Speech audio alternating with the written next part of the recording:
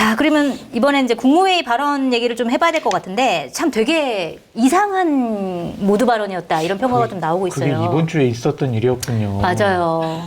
이번 주에 화요일. 심지어 화요일 날 있었던 일입니다. 정말 오래전 일 같은데. 네, 일단 모두 발언에서는 이제 본인의 국정기조 방향을 전혀 바꾸지 않은 방식으로 얘기를 했고, 그 다음에 마지막에 사과는 이후에 비공개 회의에서 사과를 했다라고 대통령실에서 전달하는 방식으로 메시지가 전달이 됐는데, 자, 이 국무회의 발언 어떻게 평가하세요? 총평. 총평 부적절했다. 내용과 형식 모두 다. 네.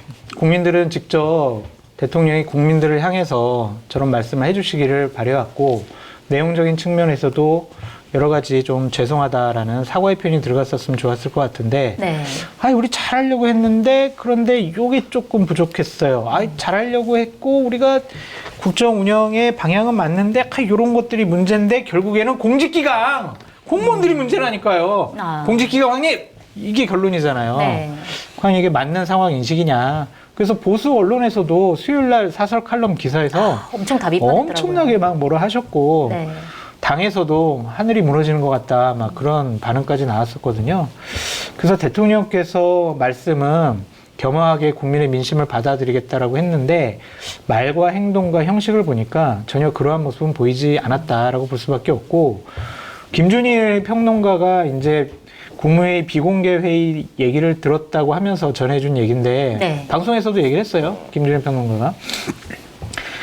4시간 후에 이동훈 홍보수석이 회초리 발언하면서 국민들께 죄송하다라고 했다고 하잖아요. 네.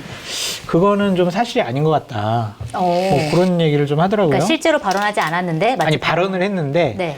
이제 문맥과 뉘앙스가 그게 아니죠. 아. 야, 우리가 국민들께서 회초리를 때리셨으니까 우리가 조금 더 겸허하고 겸손하게 국민의 민심을 받고 야당과 대화 협치하고 이렇게 하자. 이게 아니라, 네. 국민들께서 회초리 때리셨지만 우리 국정기조 그냥 그대로 밀고 나가. 이런 투였다. 뉘앙스는 달랐을 것이다. 라는 식으로 좀 얘기를 하던데, 네. 그 이후에 대통령이 뭐 여러 지인들에게 국정기조 맞다니까 오라, 이런 전화 통화를 했다라는 게 알려지고 보도가 됐잖아요. 네. 그러면은 반성 사과보다는 내가 열심히 하고 국정기조 맞는데 이거 왜 이러지? 그런 생각이 좀 더 강한 것이 아니냐. 네. 그렇게 추측해 볼 수밖에 없어요. 그런 게 드러났다 이번에 국무회의 발언에서. 어떻게 보세요? 충분히 예측 가능했죠. 네. 왜냐하면 이례적인, 제가 그래서 역대급 이례적 이 표현을 자주 썼는데, 총선 참패를 했는데도 아무런 변화가 못 느껴졌잖아요. 네. 56자 대독 메시지, 국민 뜻 겸허히 받들겠다. 아주 추상적으로. 네. 항상 반성이나 또는 치하, 칭찬도 구체적이어야지, 구체적이 않은 건 하기 싫다는 거예요. 그래서 이미 예상이 됐었고, 그래서 네. 뭐 대단한 게 나올까 했는데 정말 대단한 게 나왔죠. 절대 해서는 안 될 것들이. 네, 네. 나는 정말 잘했어. 열심히 했고 최선을 다했어. 봐봐, 요거 다 잘했잖아. 그런데 내가 큰일 신경 쓰다 보니 요거 조금 못해 쓴 것 같아. 서운했어? 오케이, 신경 쓸게. 침대 방향은 다 오라. 이거란 말이에요. 네. 그거를 반복으로 한 6-7번을 한 거예요. 전혀 반성이 없죠. 근데 그게 예측이 가능하죠. 대통령은 제가 볼 때 딱 한 번 굴복했어요. 언젠가요? 그때가 22년 1월에, 그러니까 대선 있는 해 1월에, 네. 당시 이준석 대표랑 갈등이 있을 때, 그때 여의도역에 가서 인사한 적이 있습니다. 그때 이준석 대표가 뭐라고 그러냐면 연습 문제를 내줬다. 네. 근데 이제 대통령이 아침에 출근길 인사를 쿡 하고 기자들이 물어봤죠.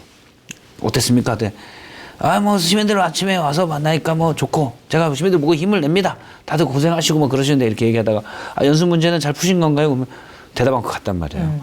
얼마나 기분이 나빴을까. 네. 그때 이준석 대표는 대통령에게 모욕감을 줬어요.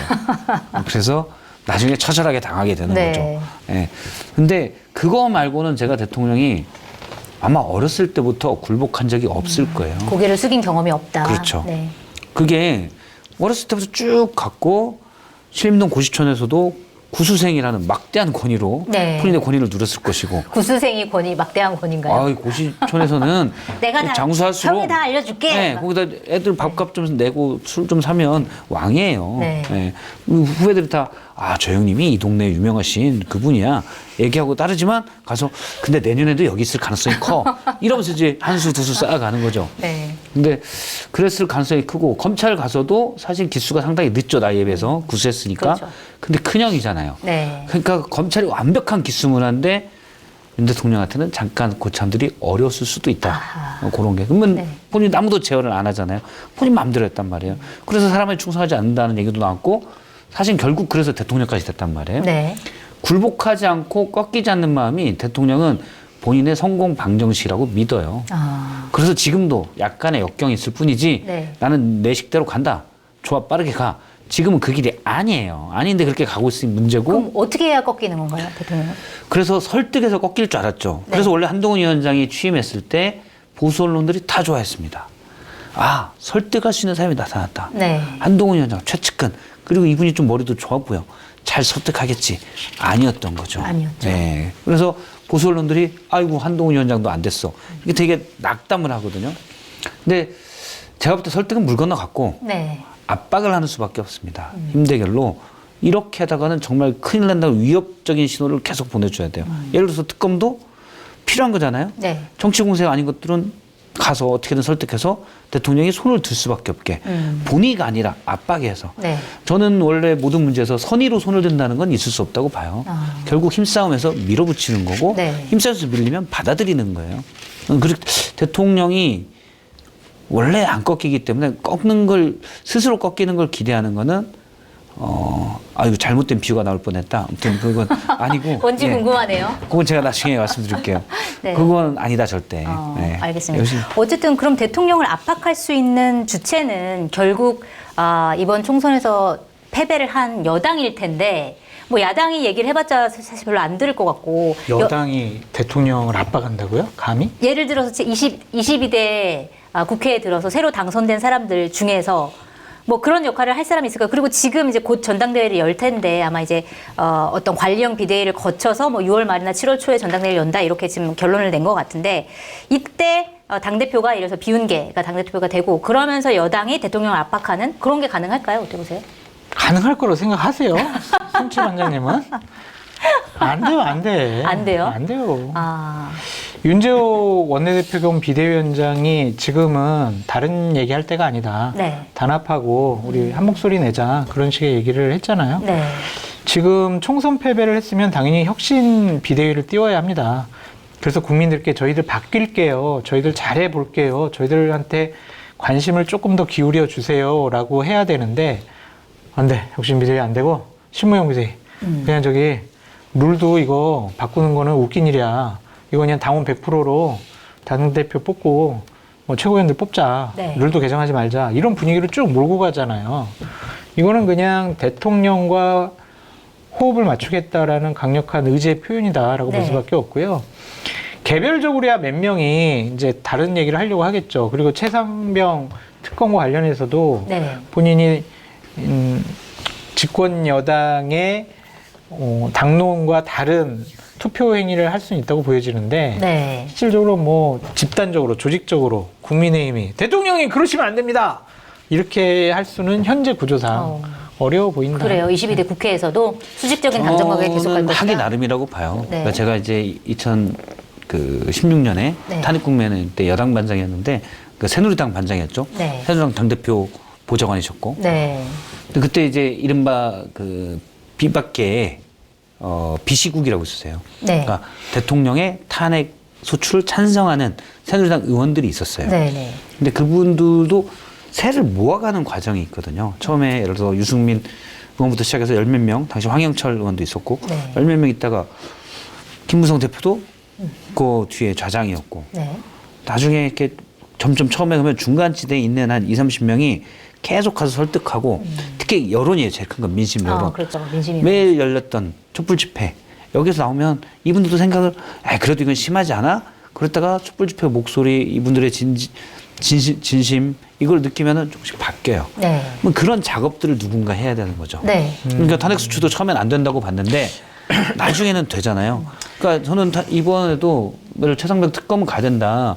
그러면은 예를 들어 저는 딱 구체적으로 찍으면 부담 갖겠지만 김재섭 의원 같은 분들 네. 명분을 만들어서 얘기하면 될 겁니다. 네. 왜? 그분은 자기의 실리보다도 부끄러운 건 못하는 사람 성격이에요. 네, 그렇더라고요. 말씀하시는 거 그러면 보니까. 당신 이렇게 하면 부끄러운 거야 라는 환경만 만들어주면 부끄럽지 않기 위해서 하는 일들이 생겨요. 네. 김영투 최고도 마찬가지, 김용태 의원도 당선인도 마찬가지일 수 있고, 그다음에 안철수 의원이나 이런 분들도 어떤 정치적 환경에서 윤하고는 다른 선택을 할 수 있습니다. 네. 왜냐하면 안철수 자기가 의원도 본인 이제 최상병 특검에 찬성할 수 있다 이렇게 그쵸. 얘기를 했죠. 왜냐하면 밟고 가야 본인도 대선 주자가 되니까. 네. 나경원 의원도 전 그럴 수 있다고 봐요. 그런 이제 대통령 힘이 빠지기 때문에 네. 명분을 만들어주면 그런 분이 나타나요. 그래서 그러면 민주당이 어떻게 해야 되냐? 비둘기파들이 좀 얘기를 해야 돼요. 네. 그러니까 너무 이쪽이 막 나가버리면 여기서 이분들이 방금 특검에 찬성할 수 있는 분들이 명분이 사라져요. 그러니까 몇 명은 가서 네. 설득 작업을 할 수 있는 그런 작업들이 전 정치적으로 필요하다고 봅니다. 그러면 재의결도 가능해요. 네. 박 실장님 말이 맞는데 그러려면은 결정적으로 대통령과 김건희 여사와 관련된 정말 대단히 부적절한 일들이 밝혀져야 해요. 네. 그런 힘을 얻으려면. 그렇죠. 네.